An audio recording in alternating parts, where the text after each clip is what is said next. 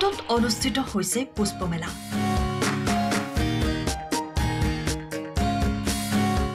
বিভিন্ন ৰং বিৰঙী ফুলেৰে সুশোভিত হৈ পৰিছে যোৰহাট ষ্টেডিয়াম। পুষ্প অনুৰাগী মিলন মঞ্চৰ উদ্যোগত যোৰহাটত অনুষ্ঠিত হৈছে পুষ্পমেলা। এদল পুৰুষ মহিলাৰ সহযোগত যোৰহাট ষ্টেডিয়ামৰ কমপ্লেক্সৰ চৌহদত অনুষ্ঠিত পুষ্পমেলাখনে ফুলৰ সাজসজ্জা আৰু বুকে প্ৰতিযোগিতাৰো অনুষ্ঠিত কৰে, য'ত প্ৰায় 50ৰো অধিক প্ৰতিযোগীয়ে অংশগ্ৰহণ কৰে। উক্ত পুষ্পমেলাখনিত ইতিমধ্যে 27খন বিপণীয়ে অংশগ্ৰহণ কৰে। উল্লেখ্য যে ফুলেৰে পৃথিৱীখন ধুনীয়া কৰাৰ উদ্দেশ্য আগত ৰাখিয়ে পুষ্প অনুৰাগী মিলন মঞ্চৰ এই প্ৰয়াস। ফুলৰ এই মেলাখন মুকলি কৰে অসম কৃষি বিশ্ববিদ্যালয়ৰ সম্প্ৰসাৰণ শিক্ষা সঞ্চালক ডক্টৰ মনোৰঞ্জন নেওগে। একচুৱেলি আমি খুব ফুল ভাল পাওঁ। আমি একদম পুষ্প অনুৰাগী আৰু আমি প্ৰথমে আমি নিজৰ কাৰণেই কালেকশ্যন কৰোঁ, নিজৰ ঘৰখন সুন্দৰ কৰিবৰ কাৰণে, আৰু নিজৰ মানে ঘৰৰ চৌহদটো আমি সুন্দৰ কৰাৰ চেষ্টা কৰোঁ। আমাৰ প্ৰতিগৰাকী মহিলাই আচলতে প্ৰতিগৰাকী গৃহিণীয়ে আচলতে এই ইচ্ছাটো থাকেই। আৰু এটা কথা, পৃথিৱীত ফুল ভাল নোপোৱা মানুহতো নায়েই, সকলোৱে ভাল পায়। কিন্তু মই ভাবোঁ যে ব্যক্তিগতভাৱে মানে গৃহিণীসকলে সাধাৰণতে ফুলেৰে ঘৰখন সজাব বিচাৰে, আৰু সেই ফুল ভাল পোৱা মহিলাসকলক লৈয়েই প্ৰথমে আছিলে মই মহিলাসকলৰ কথাই ভাবিছিলোঁ। এতিয়াতো পুৰুষ মহিলা বহু একদম আমাৰ মানে সাগৰৰ সদৃশেই হৈছে ক'বলৈ গ'লে।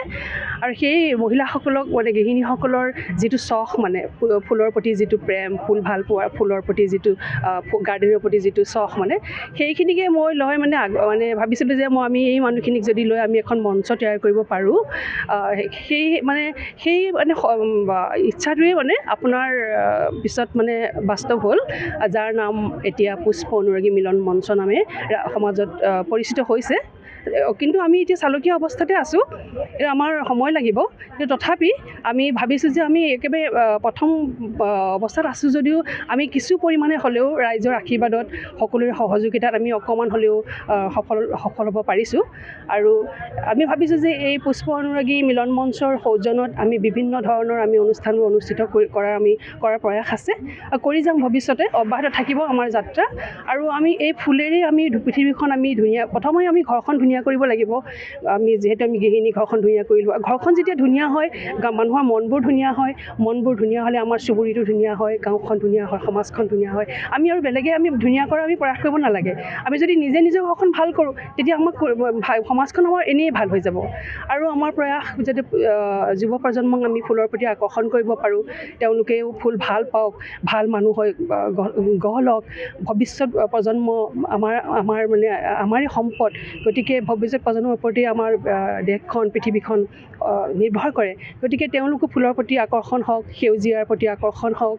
যেনেকৈ যাদৱ পায়েং দা আমাৰ কাৰণে উদাহৰণ। যাদৱ পায়েং দাই গছপুলি ৰুৱক, আৰু আমি পুষ্প অনুৰাগী মিলন মঞ্চই আমি ফুল ৰুই যাম। হয় হয় হয় মানুহ প্ৰতিযোগী আমাৰ বিপণী, আমাৰ ফুলৰ বিপণী আমাৰ মুঠ 27খন আহিছে। আৰু প্ৰতিযোগী বুকে মেকিং আৰু আপোনাৰ ফ্লাৱাৰ এৰেঞ্জমেণ্ট আছিলে, ফুলৰ সাজসজ্জা আৰু আপোনাৰ ফুলৰ থোপা সজোৱা।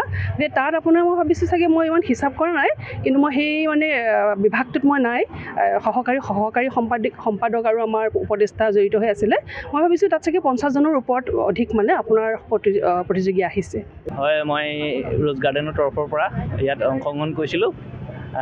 বুকে আৰু ফুলৰ সাজসজ্জা দুইটা বিভাগতে অংশগ্ৰহণ কৰিছিলোঁ। বৰ্তমান এতিয়ালৈকে প্ৰতিযোগিতাৰ ফল ঘোষণা হোৱা নাই, কিন্তু আশা ৰাখিছোঁ ভাল ফলাফল পাম বুলি আশা ৰাখিছোঁ। কিন্তু আৰু যোৰহাটৰ ভিতৰতে সৰ্বপ্ৰথমবাৰৰ বাবে এখনি পুষ্পমেলা এই পুষ্প অনুৰাগী মিলন মঞ্চৰ সৌজন্যত অনুষ্ঠিত কৰাৰ বাবে মই পোনপ্ৰথমে সভানেত্ৰী শ্ৰীযুতা মিনতী বৰা বাইদেউক ধন্যবাদ জনাইছোঁ। আৰু ভৱিষ্যতেও এনেকুৱা ধৰণৰ ফুলৰ মেলা অনুষ্ঠিত হ'ব বুলি আশা ৰাখিছোঁ। নৰ্থ ইষ্টৰ যিখন প্ৰথম ৰ'জ গাৰ্ডেন আপোনাৰ যিহেতু, হয় হয় হয়, এতিয়া কেনেকুৱা আপোনাৰ কিমান ধৰণৰ ফুল আছে? এতিয়া বৰ্তমান মোৰ প্ৰায় 100বিধৰো অধিক ফুলৰ প্ৰজাতি মই বৰ্তমান ৰাখিছোঁ। যদিও আমাৰ আচলতে ক্লাইমেটৰ প্ৰব্লেমৰ কাৰণে গোলাপ ফুল ৰাখিবৰ বাবে যথেষ্ট অসুবিধা হয়, তথাপিতো যথেষ্ট কষ্টৰে বৰ্তমান ফুল সংৰক্ষণ কৰে। সময়ৰ খবৰ সময়ত পাবলৈ ফ'ল' কৰক টাইম অফ আছাম।